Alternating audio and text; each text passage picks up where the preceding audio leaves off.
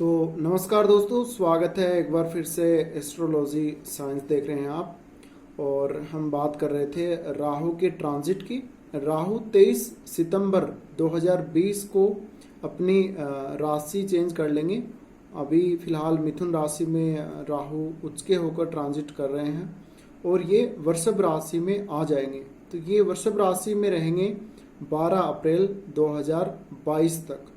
ये राहु का 18 महीने का एक सफ़र है। राहु केतु दोनों का ये सफ़र है और वो अपने सफ़र पर 18 महीनों के लिए निकले हैं और अपने परम मित्र शुक्र की राशि में, वृषभ राशि में ये 18 महीने गोचर करेंगे। तो ये गोचर मिथुन राशि और मिथुन लगन वालों के लिए किस प्रकार के परिणाम को लेकर आ रहा है, इसके बारे में हम चर्चा कर रहे हैं। तो देखिए, यहाँ पर राहु है वो एक राशि में 18 महीने तक रहता है। वैसे राहु की जो महादशा है वो 18 साल की होती है। तो ये एक राशि में जब ये ट्रांजिट करता है तो ये हमेशा वक्र ही चलता है, हमेशा उल्टा चलता है। जैसे ये अभी मिथुन से वृषभ में जाएगा तो ये आपके अभी लगन में ट्रांजिट कर रहे हैं, लगन से ये आपके 12वें भाव में जाएंगे, ना कि आपके सेकंड हाउस में। तो यहाँ पर अब जब भी राहु जब 12वें भाव में जाता है तो 12वां भाव किसका है? देखिए, 12वां भाव है स्पिरिचुअलिटी का, 12वां भाव है मोक्ष का। 12वां भाव आपको ये दिखाता है कि आप फॉरेन में सेटल हो सकते हैं या नहीं। 12वां भाव एकांतवास का है। 12वें भाव में हम विचार करते हैं स्पिरिचुअल चीज़ों के साथ साथ जो भी हम कहीं कुछ ऐसी एनजीओ जैसी संस्थाओं से जुड़ते हैं या कोई ट्रस्ट से हम जुड़ते हैं, उनका विचार करते हैं। 12वें भाव से हम विचार करते हैं बेडरूम का, बेडरूम के सुख का, और हमारा जो सोने की आदत हमारी है उसका विचार हम 12वें भाव से करते हैं। 12वां भाव हॉस्पिटल का है, जेल यात्रा का है। 12वें भाव से हम कोई चीज़ का लॉस देख सकते हैं, यानी 12वां भाव है वो एक तरह से लॉस को दिखाता है। इसके अलावा 12वां भाव है वो मृत्यु के बाद का स्थान है आपका। मृत्यु के बाद आपका क्या होना है, ये हम 12वें भाव को देखकर बता सकते हैं। तो यहाँ पर जब राहु आता है तो राहु एक छाया ग्रह है और आपको पता है राहु भ्रमित करने वाला एक राक्षसी ग्रह है और 12वां भाव राहु के लिए इतना अच्छा नहीं होता है। वैसे राहु अपने मित्र शुक्र की राशि में यहाँ आ रहे हैं तो, लेकिन फिर भी यहाँ पर आपको सावधानी रखनी होगी। एक तो जो मैरिड लोग हैं, जो शादीशुदा हैं, उनको अपने बेडरूम के सुख को लेकर ये ऑब्सेशन दे देगा, बहुत ज़्यादा ये ऑब्सेस्ड कर देगा।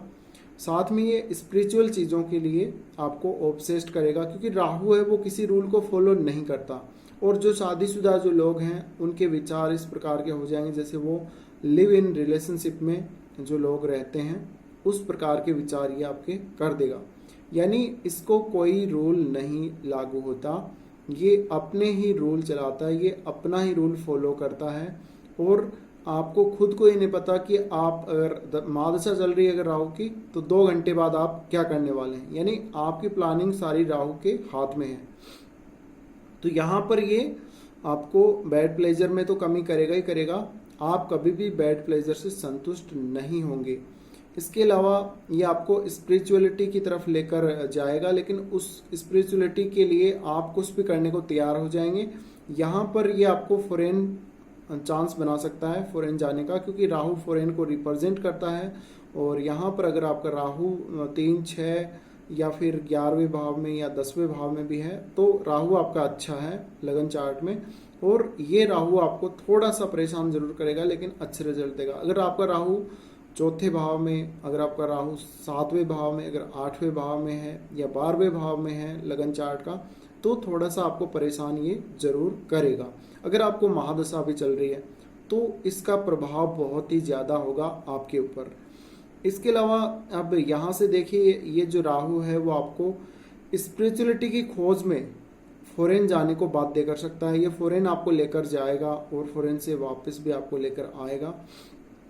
यहाँ जब राहु आता है तो राहु एक मौज मस्ती चाहता है और मौज मस्ती वाला ये भाव नहीं है, तो राहु यहाँ पर अच्छा फील नहीं करता और वो जातक को बहुत ज़्यादा भ्रमित करके रखता है। यहाँ पर अगर आपकी कुंडली में कुछ ऐसे योग हैं, अगर आपने कुछ बहुत गलत काम किए हैं, कानून के विरुद्ध अगर आपने काम किए हैं, तो यहाँ पर जेल यात्रा तक हो सकती है।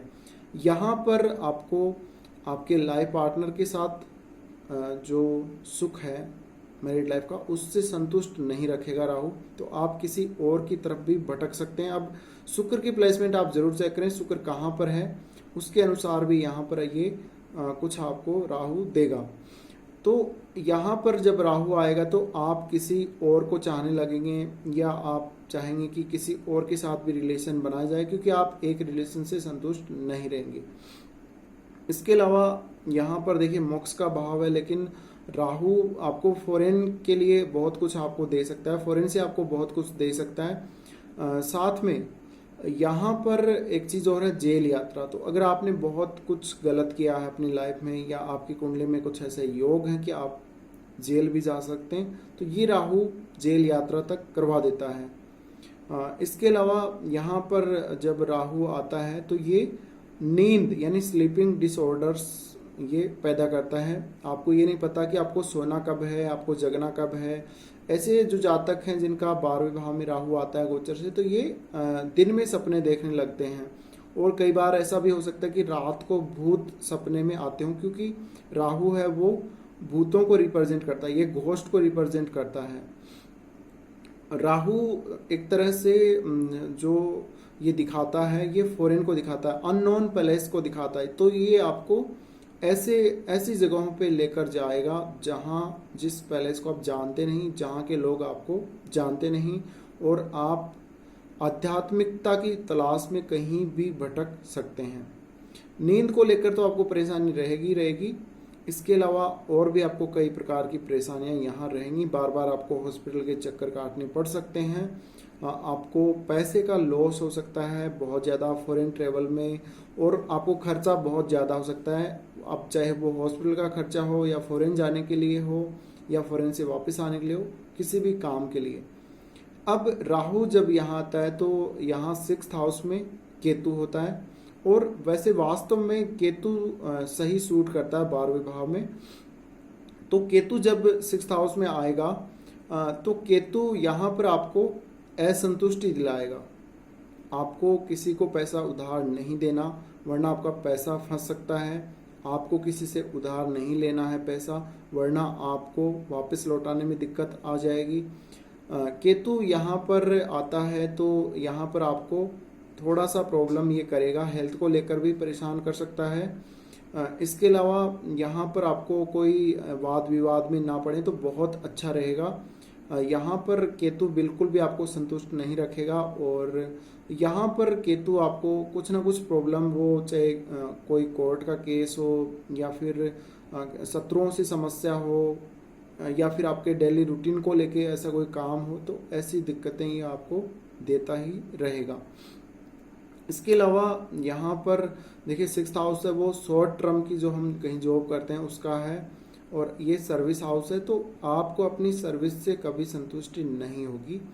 पैसे का लॉस आपको बहुत ज़्यादा हो सकता है। पैसे का आप कहीं ऐसे इन्वेस्ट कर देंगे और वो पैसा आपका चला जाएगा, तो पैसे को लेकर विशेष सतर्कता आपको बरतनी है। अब राहु यहाँ से 12वें भाव से देखेगा सबसे पहले आपके 4th हाउस को, तो ये आपको घर से दूर करेगा, ये तो निश्चित ही है। इसके अलावा आपको आपकी जो माताजी हैं उनको ये बार बार हेल्थ से संबंधित कुछ पीड़ा देगा, और आपको उनको बहुत बार हो सकता है कि हॉस्पिटल ले जाना पड़े। तो ये समस्या आपके आ सकती है इस राहु के ट्रांजिट में मिथुन राशि और मिथुन लगन वालों को। तो बार बार ये आपकी मदर की हेल्थ को प्रॉब्लम करता रहेगा, और बहुत ही सीरियस प्रॉब्लम हो सकती है। इसके अलावा ये आपके घर में शांति का माहौल नहीं रहने देगा, घर से आपको खुद को दूर करेगा, और हालांकि घर से आपका काफ़ी ज़्यादा लगाव रहेगा, लेकिन फिर भी आप चाहते हुए भी आप घर नहीं जा पाएंगे। हाँ, यहाँ पर राहु 12वें भाव का है, तो राहु आपको फॉरेन से बहुत कुछ दे सकता है। अगर आपको राहु बहुत अच्छा है, राहु की दशा भी चल रही है, तो बहुत सारा पैसा आपको ये दिला सकता है। अब वो काम कोई भी हो, आपको पैसा मिलेगा अगर यहाँ पर राहु आपको अच्छे रिजल्ट दे रहा हो तो। उसके बाद यहाँ पर देखिए घर की जो सुख सुविधाएं हैं, घर में शांति का माहौल है, ऐसा कुछ राहु यहाँ नहीं रहने देता। हालांकि आपको घर में सुख सुविधा रहेगी, लेकिन थोड़ा बहुत घर में कुछ वाद विवाद ऐसा कुछ होता रहेगा। उसके बाद राहु यहाँ से 6th हाउस को देखेगा, तो 6th हाउस में ये आपको अच्छा करेगा। यानी 6th हाउस में राहु अच्छा होता है, तो यहाँ पर ये आपको आपके शत्रुओं से लड़ने की बहुत अच्छी वो देगा, पावर देगा। और केतु हालांकि यहाँ होगा तो थोड़ा सा आपको वो डिससेटिस्फेक्शन जरूर देगा। तो कुल मिलाकर केतु के रिजल्ट ही हम पहले डिस्कस कर रहे थे, और केतु आपको संतुष्टि नहीं होने देगा, चाहे राहु आपको कितना भी अच्छे रिजल्ट दे दे। अब राहु की जो अगली दृष्टि है वो पड़ेगी आपके अष्टम भाव पे। अष्टम भाव में राहु उतना अच्छा नहीं होता है, लेकिन फिर भी ये आपको ज़बरदस्त इंट्यूशन पावर दे सकता है। हो सकता है आपको कोई दुर्घटना हो जाए फॉरेन में या अपनी कंट्री में, कुछ दिक्कत आ जाए, किसी प्रॉपर्टी से संबंधित यानी पैतृक संपत्ति में जो प्रॉपर्टी है उसको लेके कुछ वाद विवाद हो जाए। अगर आप मैरिड हैं तो ससुराल पक्ष से आपके संबंध बिगड़ जाएं, ये सब हो सकता है। और राहु यहाँ पर आपको लाइफ में सडन कुछ लॉस दे सकता है या सडन ट्रांसफॉर्मेशन दे सकता है आपकी लाइफ को, पर ये 18 महीनों में ही आपको चेंज जरूर कर देगा। इसके अलावा यहाँ पर देखिए सबसे बड़ी बात यही आती है कि आप अपने खुद के स्वास्थ्य को लेकर और एक धन को लेकर, इन दो चीज़ों को लेकर आपको बहुत ज़्यादा सावधानी की ज़रूरत है। साथ में यहाँ पर देखिए आपका ससुराल पक्ष है, उससे आपके ये संबंध बिगाड़ेगा। और कहीं ना कहीं यहाँ पर राहु अष्टम को जब देख रहा होता है तो ये पाइल्स जैसी समस्या भी आपको दे देता है, या ऐसा हो सकता है कि कमर के निचले हिस्सों में आपको कुछ ऐसा रोग रहे जब तक राहु वृषभ में रहेगा, तब तक कि जब वो आपको समझ में नहीं आएगा। 18 महीने तक आपको समझ में नहीं आएगा कि क्या हुआ है वास्तव में। पर कुल मिलाकर अगर आपका राहु बहुत अच्छा है, अगर आपकी कुंडली में शनि की प्लेसमेंट काफ़ी अच्छी है, तो आप ये मानकर चलिए कि राहु आपको फॉरेन से बहुत कुछ दे सकता है, पैसा अनाप शनाप दे सकता है, पर ये कुछ जगहों पे आपको प्रॉब्लम करेगा। जैसे 4th और 8th हाउस में निश्चित रूप से आपको प्रॉब्लम राहु करने ही वाले हैं। तो कुल मिलाकर ये जो 18 महीने का सफ़र है राहु का, उसमें राहु आपको इस प्रकार से प्रभावित करेगा। फिलहाल के लिए इस वीडियो में इतना ही। आप हमारे साथ जुड़े रहें इसी प्रकार से, चैनल को सब्सक्राइब करके रखें और बेल आइकन ज़रूर प्रेस करें। धन्यवाद।